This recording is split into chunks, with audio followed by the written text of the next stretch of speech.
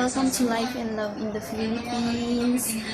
Tonight, it's cooking time for our dinner, and my menu for tonight is Ampalaya or bitter gourd.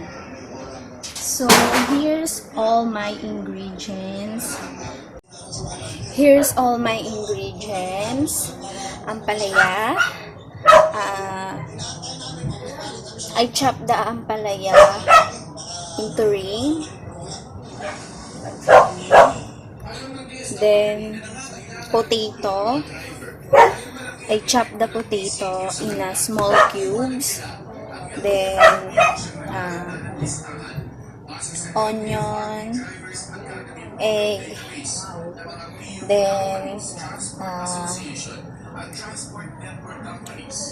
ground pork, sugar, pepper, and cornstarch. So, before I mix all the ingredients, I will boil the ampalaya first. So, I have a ready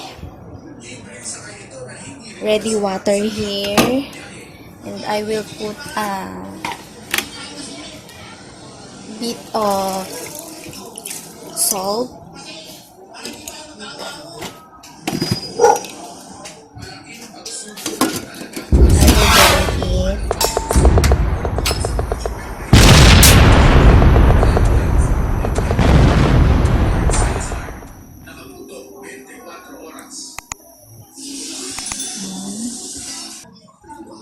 Then, while waiting on the water to boil, I will mix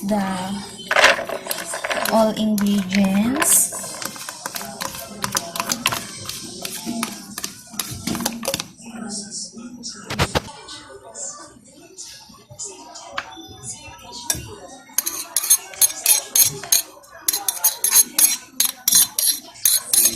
Onion,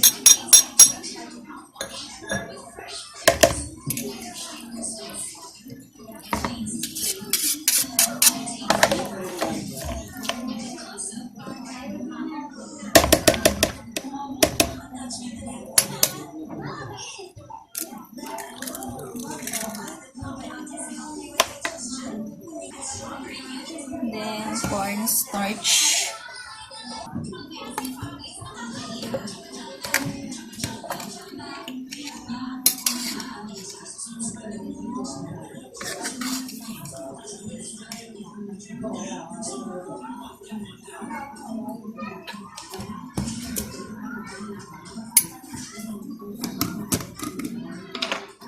Then we'll add sugar,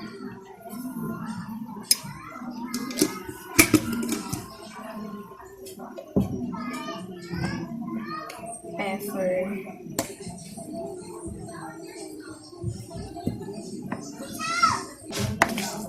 just mix it well.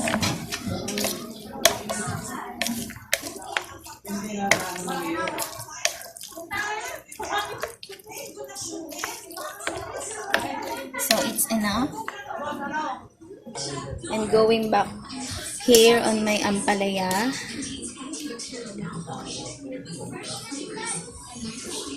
I just boiled it in 1 minute, so the nutrients is still there.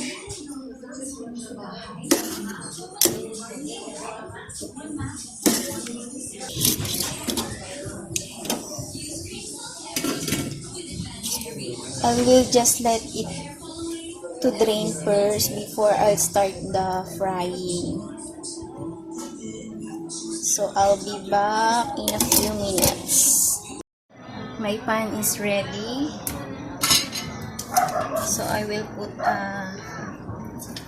ampalaya.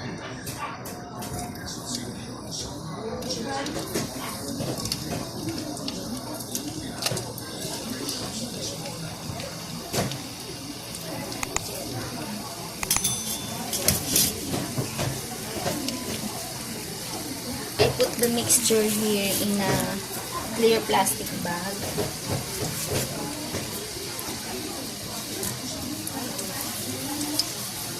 to serve as my piping bag.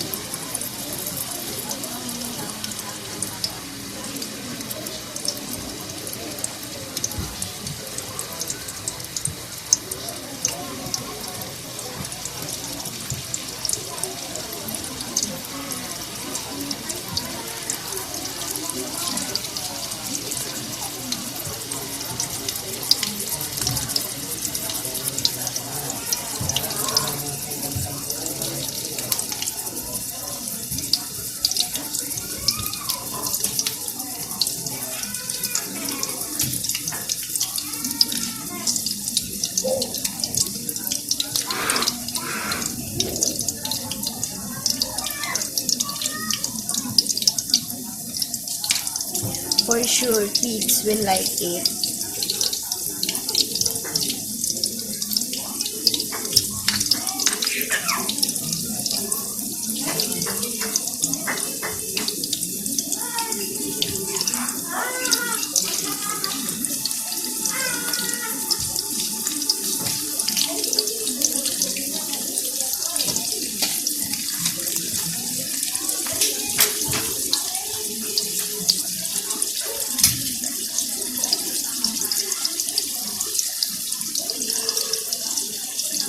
Because there is a meat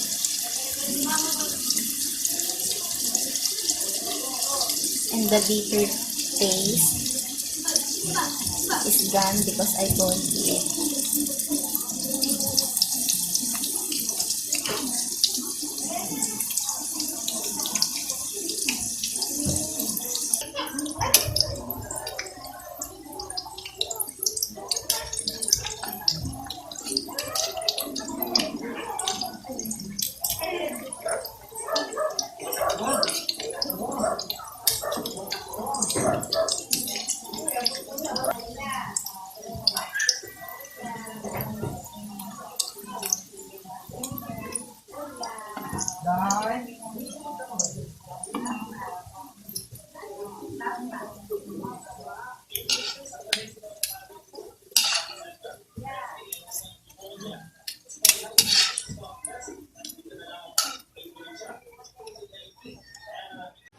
Here's now my ampalaya, and while waiting on the last batch in the pan, I will bring it to my aunt to taste it. Here's my aunt. Ready na? Kuha ka ta ng isa tapos sausaw mo. Dito. Oo. Tapos thumbs up kapag masarap pa.